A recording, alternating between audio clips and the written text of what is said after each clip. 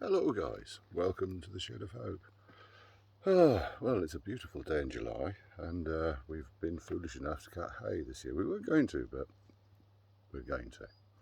So, it is that time of year when the baler gets dragged out. Now, she was missing a knot on one side last year. So let me just show you what we're doing here. I'm going to flip the thing around. There we go. So we have here a probably late 60s, possibly early 70s Massey 20 baler. She's seen better days, unfortunately. I've had her a number of years, and unfortunately she's been stored outside, which is regrettable to say the least. But she's a wonderful machine and usually doesn't miss a trick. So I washed her off yesterday in readiness to look at this because it was an oily, greasy mess. But this is the knotting mechanism you can see there. And yeah, so essentially it's a beautiful piece of kit that's, well, when I first got her, I've added this, and I've also rebuilt and strengthened all of this, because all of this was a twisted, mangled mess when I first acquired her for scrap many years ago. So we straightened it and rebuilt it, and blow me, it actually works. So principal operation, hay comes in here as the thing comes along, and these needles here, this is the pickup reel. So the pickup reel picks up the hay off the floor, or the straw. You can do straw with it, and it goes into here. Ooh, there's something we have to address. Look, that's catching. So the next thing is these fingers here, which are all this Dubry floppity linkage that sort of does this thing. That takes the hay through into the chamber, and in there is this whomping great big thing here. This is the ram. So it's on this crank here. This goes round, sliding this ram up and down. And I don't know if we can see from in here, but yeah, you can just see it there. That is a knife. So, and there's a static knife just over there. You can just see it down through the hole. Perhaps I can get you guys in. Oh, it's actually quite a mess. That needs the grinder on it. She did find some bits of barbecue last year, and the year before, I think. But anyhow, so the knife cuts the hay to length, and then the ram pushes it up against the strings. And if I take you down in here, you can see the strings there and the end of the ram. So it pushes the string around the bale, and those little dogs you can see there are to slow it down, give it some friction so that you get a nice tight bale. Also, oddly, a little bit of rust on the sides helps a bit, although that will clean off and go shiny in time if you do enough, especially on straw. So when it gets the appropriate length, this here wheel here, as the bale comes through, it ticks around like this, and that causes this arm to come up and come to this point where it is now, which is where she's ready to knot. So once that clicks, it releases this clutch here. This is driving continually. It engages this clutch, which engages this shaft and these rather odd shaped cams. Now they operate the actual knotter, and down in there you can't see it, unfortunately, until I open it up, which I'm about to do. There is a little finger that swivels round, picks up the string, whittles it through down to this wheelie thing here that I can't remember what it's called, and essentially ties the knot. That happens simultaneous both sides, and then finally it slices off. There's a knife here which you can actually see. You see better on this one, but yeah, there's a knife there which is operated. Anyhow, oh, yeah, that thing there that's I'm sliding there is the knife, and its final job is to cut the string off. I think that's what our problem is here. So without further ado, it's a couple of 7/16 nuts. So there's another one in there, look. Just have them out the way. Yeah, I'm filming this on my dear Samsung. It's a newish thing to me. It's not the most brand new one, but it's, well, it was this year, and It's quite a marvellous video device because I can actually flip it around without it stopping the video. So let's put my nuts and washers and things there for this side. And for this side, and you think, right, you can lift it all up out the way. No, we can't. We've still got a little clip to do around the back. We've got a couple of springs and what you call it to take off. Now, whether I can do this one-handed or I'm going to prop you guys up, I don't know. Right, so these springs.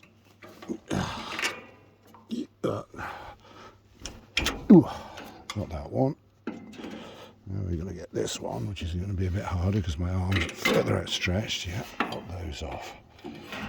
Right, now let's get them right out the way, because the next thing is we have to deal with these pins. Pull these out. Ooh, come on. Perhaps that needs a little squeeze. I'm also working without my spectacles on as well, which is rather difficult to say the least. Come on. Come on. I don't know if we have to remove these or not, but I usually do, so presumably we do. Yes, there we go. Now, you guys in America call these little things cotter pins. Well, a cotter pin's not like that. You find a cotter pin in the UK in a bicycle that holds the pedals onto the crank, and it's a tapered pin with a thread at the end. This we know over here is a split pin, so because it's got a split up the middle of it, and well, we call it a split pin anyhow. This one's a little bit lighter and much easier to pull out.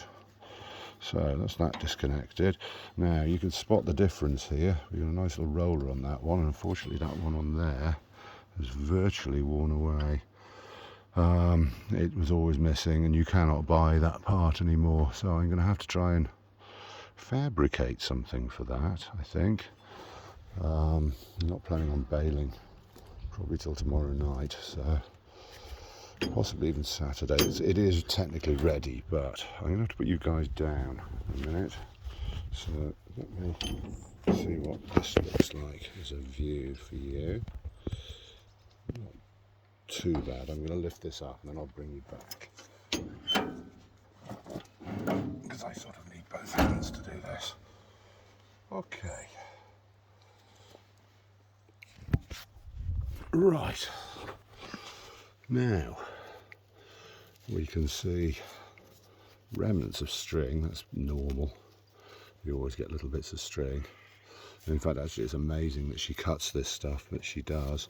Now, these are the knives here on these arms that, yeah, it slides across and slices it off. And, yeah, there's the little finger thing I've been telling you about. That opens up. Those two there and there. Get a pointy thing. There's the spanner. So that and that. It's known. I think it's known as a bill hook. I think it's known as the bill hook. I can't rightly remember. But anyhow, the string is here, so it comes round, and as it turns, it opens up, grabs the string, and pulls it into this mechanism here. And between the twisting action of the hook and the rotation of these plates, that is what actually ties the knot. And then the final step is that, and the whole timing of this is controlled by these two cams, one that drives the knotting wheel and the other that drives, see the teeth at the back, well, those teeth are what turns this little thing here. There's a gear on the other end of it. There's a shaft and a gear. Yeah, so that's basically its principle of operation. So what I've got to do now is, hopefully without this, ooh, you see it does that. I need both hands. That wouldn't have been good if my fingers were trapped in there. So one very much has to hold it, and then the 7/16 spanner. All these old pieces of kit are very much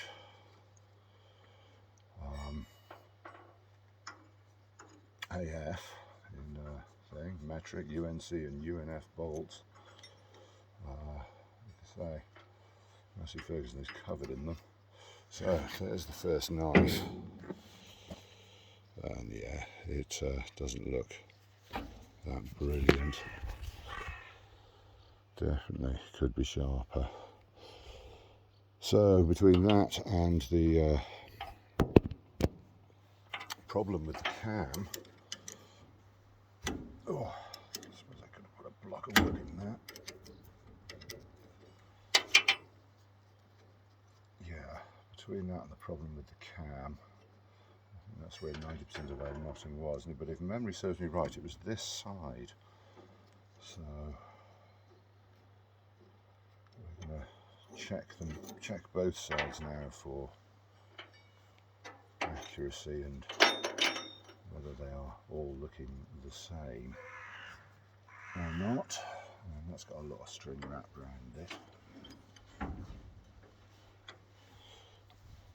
Let's bring you back in here. So there is string remnant wrapped around these, which cannot, oh God, I need to get a block of wood I think and wedge them up. Yeah.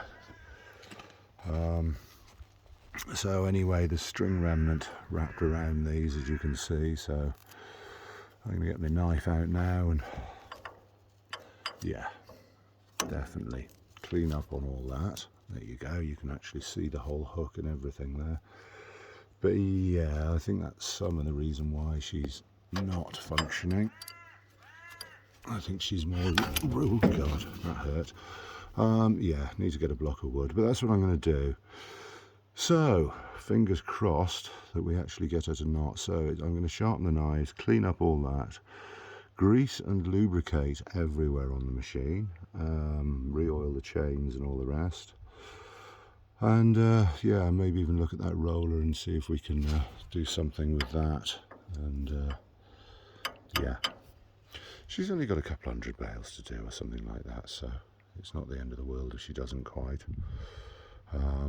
But yeah, it's a bit of fun. There's no real monetary gain in all this. It's just something I like to do in the summertime. It's good fun. And it's a connection to, well, it's my past, really. I mean, I came to Shropshire when I was 13 years old and started on the farm next door. And it was all old kit like this. So all in all, quite enjoy it. And it's something that's become a sort of obsession, but something that I definitely enjoy doing and want to do more of. And being here on the land and my own little bit of heaven now, it's quite a wonderful experience and just a nice thing to do. Anyhow, I'll show you a little bit more when we're you know, sort of in the field, as it were. So I hope you've all had a wonderful day and are enjoying this rather lovely and warm weather. Well, it's cold at night still, but hope you're okay and enjoying everything in life and all of it. So until then, like, subscribe and all the rest of that stuff, and yeah, because it does help the old channel a bit, push it on. And yeah, need to push it on. I want to hit all those magical numbers, and yeah, hopefully maybe even earn a little bit out of this thing. It could be fun. So some longer stuff coming up, definitely, and maybe even some edited stuff, because there is the possibility of a computer on its way. These horsebite flybites on my neck. I think I've been done about 10 or 15 times now so far, between working a good old up on my strimming job at Blackwall Lodges and here. So yeah, love, light and peace you all. Enjoy the sun. Till next time. Off. Come on, off.